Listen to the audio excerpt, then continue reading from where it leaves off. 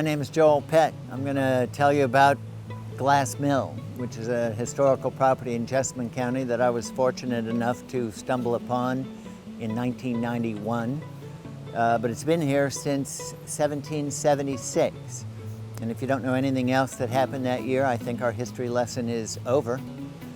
There's been a mill on this site, an operating mill, from 1776 until 1927, when it was moved to Wilmore.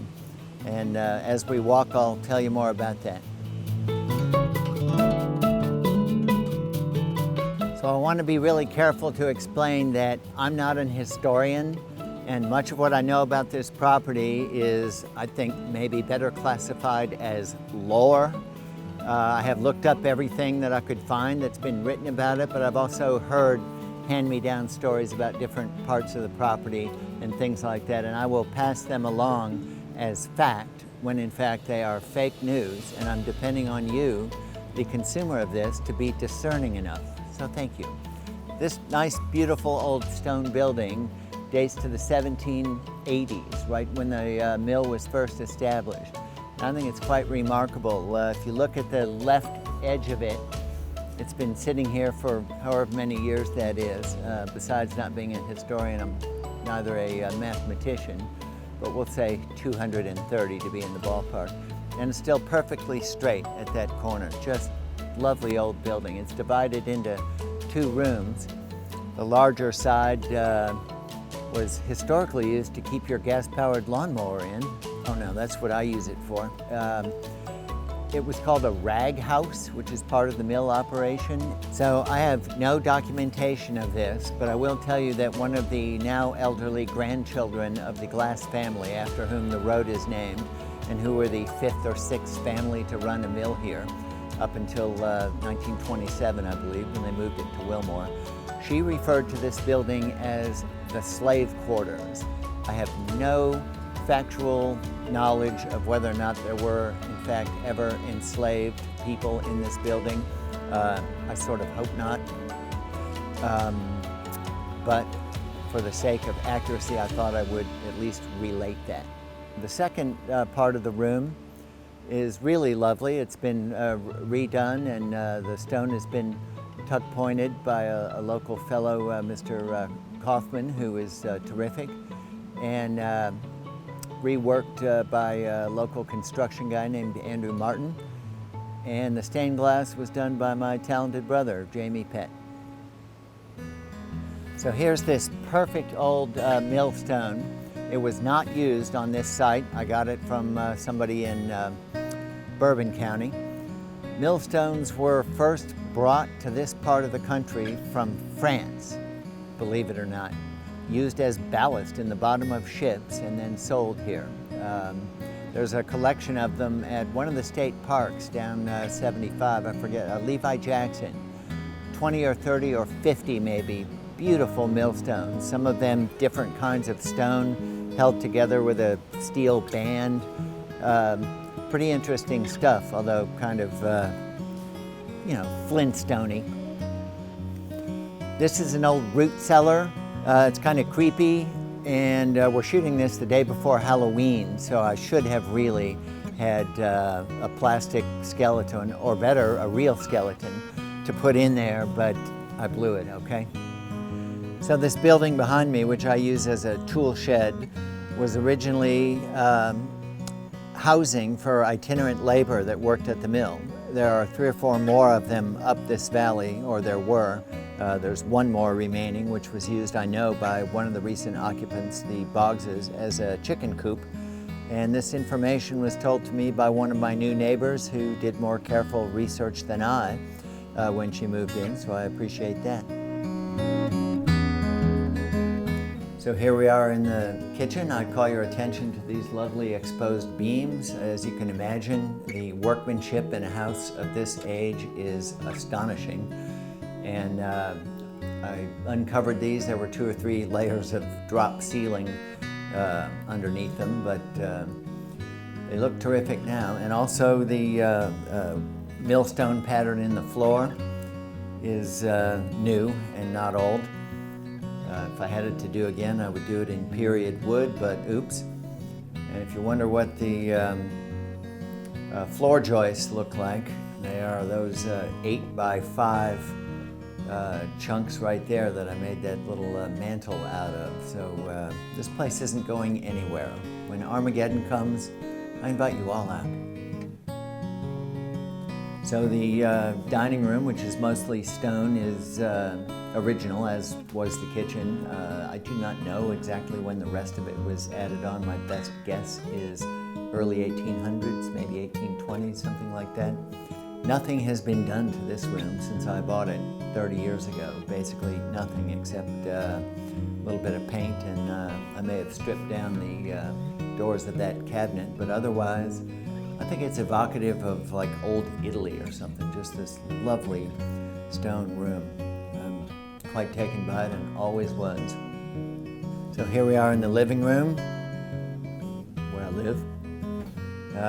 Don't know what to say about it. The Vermont castings wood stoves were installed in the 1980s by John Bow of Lexington. The rest of it is pretty much as is. I've done nothing to this room since I moved here besides paint. And you can live here. I've lived here. I'm living here right now. It's a living room. That's all I got. So here we are in the downstairs bedroom, the finest feature of which I think is this magnificent stone fireplace. There's a fireplace in every room in this house because, believe it or not, in the 1700s, they didn't even have HVAC yet. I guess they burned a lot of wood and coal. There is coal dust in the attic and in the walls, and you could probably get lung cancer out here in about, I don't know, a half hour if you were, looking to go up in the attic and snort whatever's on the floor of it up there. I don't recommend that.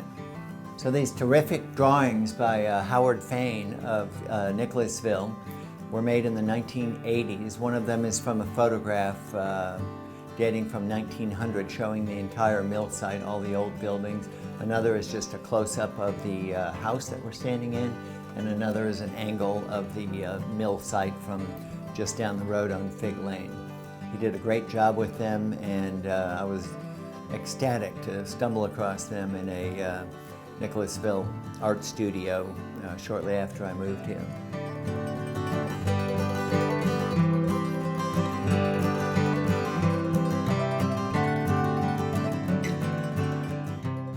Well, here we are in my studio that's been my workplace for the last 3 decades or so, off and on.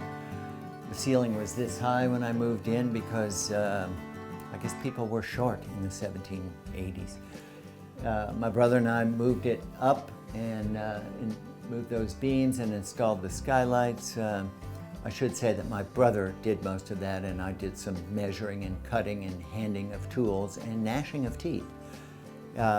It's just the greatest room in the house at the moment, I think. Really light and airy, and you can really work up a good bit of anger and bile and vitriol for the political cartoonist job in this beautiful room.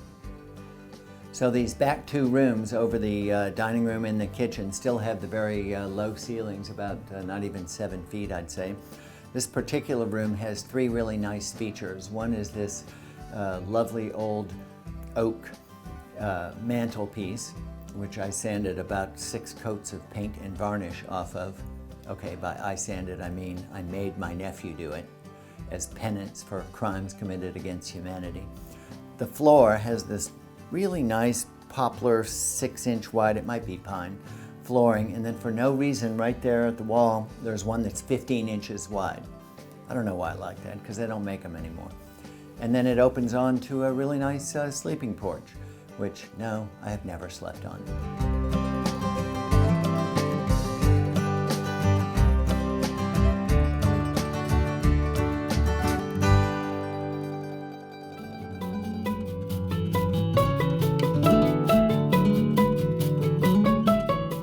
So this is the part of the original foundation of the old mill. I am just completely entranced by it. I can't believe anybody could come upon this site, or any site, and think, we could harness this for energy if we just cut down a bunch of trees, built a thing, diverted the stream up about a half mile, sent it down a little race, and dumped it down a channel and spun it around a big worm screw. That would probably work. You could probably grind some flour in it if you had a stone as big as, 5 feet wide. I'm not that inventive. If I were out here in those days, I would live in a cave or a lean-to and eat grubs and be dead by age 30. So it's astonishing to me. If you look at the stones in this thing, some of them are 9 feet long, almost 2 feet high, and almost 2 feet wide. They've been out in the freeze-thaw cycle uncovered for 100 years, and they're still perfectly straight, perfectly stacked, and they were put up there without the benefit of hydraulics, which I just find to be amazing. So as I said before, the first mill was started in 1776 by the Corman family, still a very prominent name here in Jessamine County. It was sold to the Lowrys, and then the Bryans, and then the Knaves, and then the Glasses. It's had a couple owners since then, but they weren't operating it as a mill. And I, by the way, am not operating it as a mill. My name's Joel Pett. Thanks for coming on the tour of my historic home. Although really, when you have a place like this, you're never really the owner. You're just the current caretaker, so really I'm just glad I haven't burned it down.